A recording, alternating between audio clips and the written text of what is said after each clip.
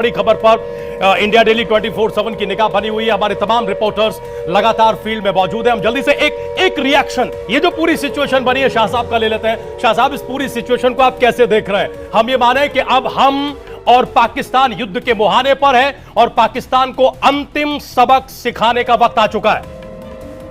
जी, अभी बहुत ही नाजुक सिचुएशन है कि अगर हम फॉर्मल वॉर डिक्लेयर कर दें।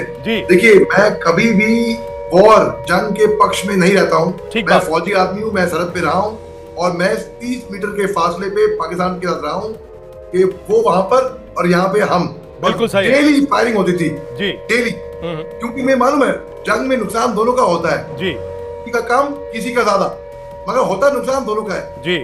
देश के प्रधानमंत्री साहब ने भी जब रूस और यूक्रेन का जंग शुरू हुआ था कहा था कि जंग में नुकसान सबका होता है, जीत किसी की नहीं होती। लेकिन ये कहने के बावजूद मैं कहूंगा इस बार पाकिस्तान ने हमको जबरदस्ती गुस्साया है, जंग के लिए मजबूर किया है। हम केवल शाह साहब, जंग के लिए मजबूर किया है पाकिस्तान ने। ये जो रास्ता है वो पाकिस्तान ने खुद चुना है, आप ये कह रहे हैं। टेस्ट किए थे हमने पाकिस्तान के ना ही मिलिट्री एस्टैब्लिशमेंट पे और ना ही उनके सिविल एस्टैब्लिशमेंट पे हमला किया। पाकिस्तान ने कहा वो जवाबी कार्रवाई करेंगे। जवाबी कार्रवाई क्या करोगे भाई? हमारे पास तो आतंकी लॉन्च पैड नहीं है। या तो मिलिट्री एस्टैब्लिशमेंट में हमला करोगे या तो सिविलियन पे हमला करोगे, और क्या करोगे आप? ठीक बात है। तो पाकिस्तान ने फिर हमला करने की कोशिश करी हमारे 15 मिलिट्री इंस्टॉलेशंस पे। तब जाके हमने कहा अच्छा भाई हम बताते हैं।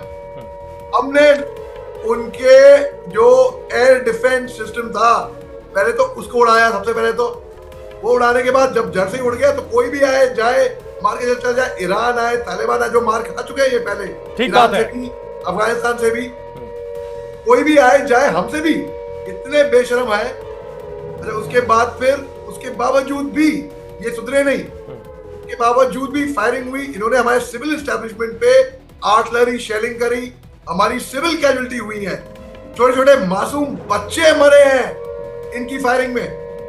पाकिस्तान की सेना को मैं कोई प्रोफेशनल सेना नहीं मानता हूँ, इनको भी मैं आतंकी मानता हूँ। पूरी दुनिया में कोई मुल्क नहीं मानता सर। पाकिस्तान की सेना को पूरी दुनिया में कोई भी मुल्क सीरियसली नहीं लेता।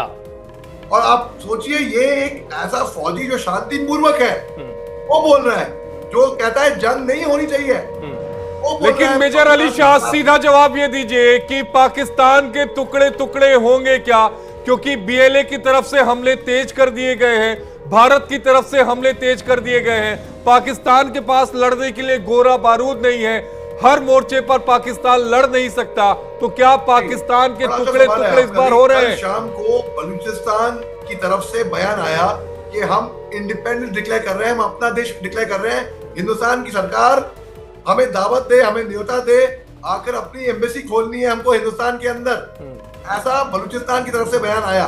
ये बात मालूम थी हमें कि पाकिस्तान के टुकड़े अपने आप होंगे जी। पाकिस्तान अलग जाएगा, पीओके अलग जाएगा, गिलगित अलग जाएगा, सिंध प्रोविंस अलग जाएगा, पंजाब प्रोविंस अलग जाएगा और बचा रहेगा छोटा सा आतंकिस्तान। आतंकिस्तान।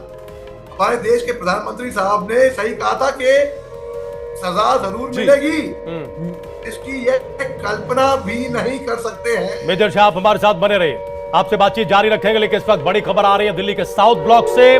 तीनों सेना प्रमुख सीडीएस समेत साउथ ब्लॉक पहुंच चुके हैं और रक्षा मंत्री राजनाथ सिंह के साथ बहुत थोड़ी सी देर में ही ये बहुत ही बड़ी बैठक होने जा रही है। इस वक्त की बहुत बड़ी खबर, थोड़ी देर में रक्षा मंत्री की अहम बैठक। ये बैठक तीनों सेना प्रमुख और सीडीएस के साथ, जिसमें आगे की रणनीति बनेगी। गीतू, ओवर टू यू, क्या अपडेट इस वक्त इस बैठक के संबंध में आपको मिल रही है? जल्दी से बताएं हमारे दर्शकों को।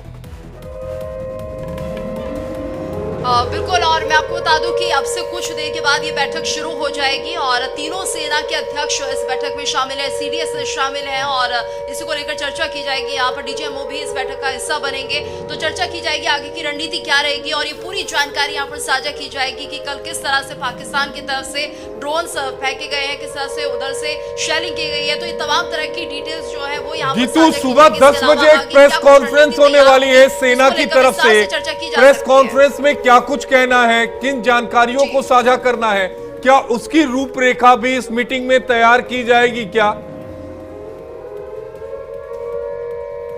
बिल्कुल, और जाहिर सी बात है आशीष, जब ये बैठक होगी तो सारी डिटेल्स निकल कर सामने आएगी सिलसिलेवार तरीके से, क्या क्या रहा कल रात, किस तरह से कहाँ का ब्लैकआउट किया गया है, 400 से कितने ड्रोन्स को मार गिराया गया, ये पूरी एक पुख्ता जानकारी होगी जो अभी तक सामने निकल कर आ रही है। उन सारी जानकारियों को इकट्ठा कर और उम्मीद की जा रही है कि सुबह 10 बजे जब प्रेस कॉन्फ्रेंस की जाएगी MEA और आर्मी की तरफ से, तो उसमें सारी डिटेल्स सबके सामने होगी, किस किस तरह से ये पूरी कार्रवाई की गई है।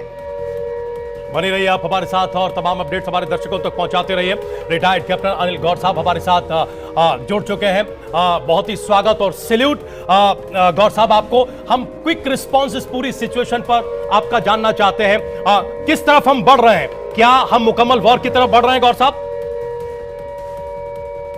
देखिए, ऐसा है, हिंदुस्तान ने पहले ही क्लियर कर दिया था कि हम जो है, हमने जो एक्शन लिए, जो वो एक्शन हमारे जो थे, वो पहलगाम में जिस हिसाब से नरसंहार किया इन्होंने और हिंदुओं को मतलब कि जात और उसका रीजन पूछ के मारा है, उसके खिलाफ हमारा जो एक्शन है वो टेररिज्म के खिलाफ है।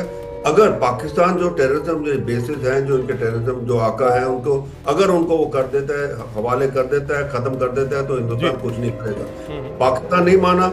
जो 15 दिन जब हुए उसके बाद हिंदुस्तान ने प्रिसिशन एयर स्ट्राइक्स किए और उन जगह किए। सिर्फ वही चीज आप देखिए किस तरीके से हमारे वेपन्स इस्तेमाल हुए हैं। कोई डैमेज नहीं हुआ।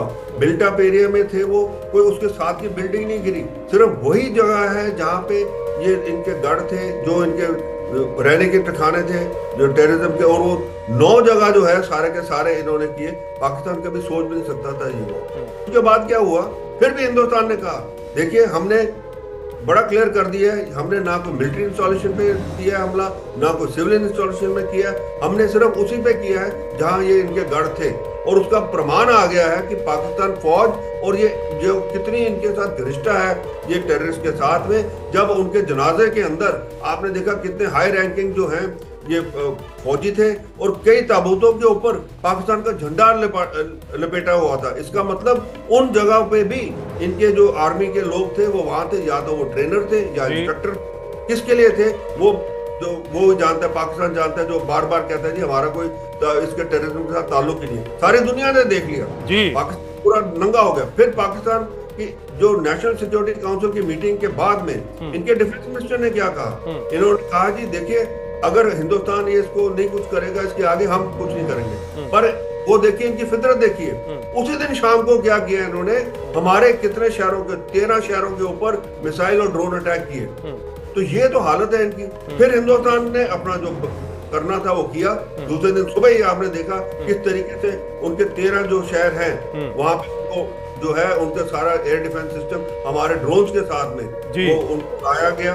और किस तरीके से, और कल रात को क्या किया इन्होंने, फिर वही बात की, 8 मिसाइल तो यहाँ पे जम्मू में गिराई है हमने, और उसके अलावा राइट अप टिल भुज ये सारा चलता रहा। तो अब पाकिस्तान के साथ होना है वो वही होना है जो एक कहते हैं ना लाठी जो बातों के लातों के भूत बातों से नहीं मानते सर। कैप्टन गौर, लातों के भूत बातों से नहीं मानते और यही स्थिति पाकिस्तान की होने वाली है। हम थोड़े कड़े शब्दों का इस्तेमाल कर रहे हैं, लेकिन